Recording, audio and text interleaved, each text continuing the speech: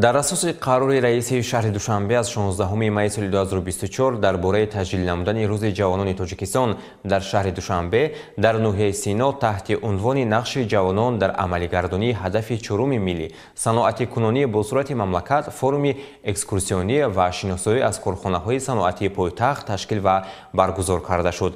اطلاع بیشتر در گزارش همکارانمان. فورومی اکسکورسیونی و شناسایی از کارخانه‌های صنعتی پایتخت در ناحیه سینا از کارخانه استحصال مکران لازالی شروع شد. خوانندگان و ختم کنندگان مؤسسه‌های تعلیمی 43 97 و 101 در گروه 20 نفری از روند استحصالات در این کارگاه وطنی شناس شدند. در بازدید از کارخانه‌ها ختم کنندگان و خوانندگان را معاون رئیس ناحیه سینا، مدیر شعبه معارف ناحیه سینا و دیگر نمایندگان مقامات اجرایی حکومت دولتی ناحیه سینا راهبری کردند. بیش از 60 نفر خوانندگان صنف‌های بالایی 3 مکتب تحصیلات میانه عمومی به کار خط‌های استحصالی، تجهیزات کارخانه و فعالیت کارمندان توجه کردند. در بعضی حالات دست به کار هم شدند.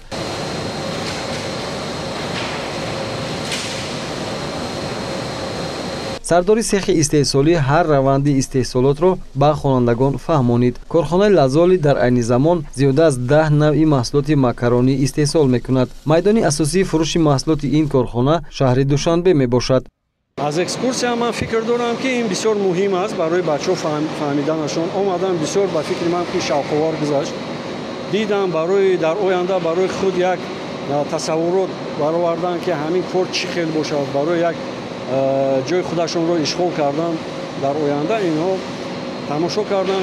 شاید یگان تجربه معقول شد، شاید یگان کس میخواد در همین شرکت‌ها کار کنه، شرکت‌های وطنی با استحصال محصولات وطنی برای مردم، برای کسب آموزی شما کمک میکنه.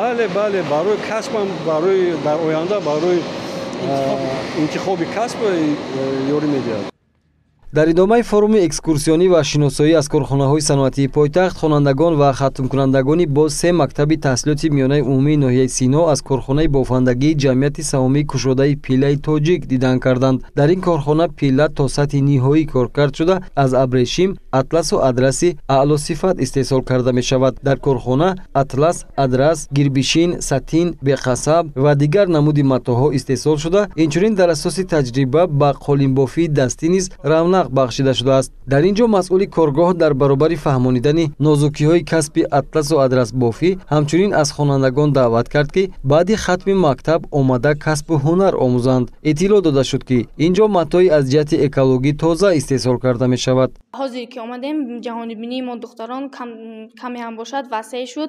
درباره متاها، ابریشم‌ها کمی هم باشد معلومات ها جمع آوری نمودیم و خیلی کنجکاو هم شدیم. می‌خوایم که در آینده در وقت‌های خالیگی آمده به اینجا یعنی کسب آموزیم. هر یک دختر، جوان دختری تاجیک به خود باید یک هنر داشته باشد. ما هم این هنرهای قدیمی تاجیک را می‌خواهیم باز در آینده پیشرفت کنیم. کارگاه سیومه که ختم کنندگان باز 3 مؤسسه تعلیمی دیگری ناحیه سینا در دایره فروم اکسکورسیونی و شناسایی از کارخانه‌های صنعتی پایتخت با جریان استحصال آن شناس شدند. جمعیت سهامی کشاده تاجیک گیدرو الکترومونتاژ بود. در این کارخانه لیفت، حسابکنک‌های برق و تجهیزات آبگرم‌کنی استحصال کرده می‌شوند. سردار سیخ‌های استحصالی با خوانندگان در هر قدم نازکی‌های کار با تجهیزات برقی را شرح داد. خوانندگان در دایره فروم اکسکورسیونی و شناسایی توانستند در فعالیت کارخانه‌های صنعتی تأثیرات پیدا کنند. راه‌اندازی فروم اکسکورسیونی و شناسایی از کارخانه‌های صنعتی پایتخت در دایره سال‌های رشد صنعت امری سری وقتی معنی داد می‌شود. خوانندگان و ختم کنندگان در این زمینه می‌توانند آینده در انتخاب کسب اشتباه نکرده برای خود کسب و کاری موافق و پسندیده را پیدا نمایند.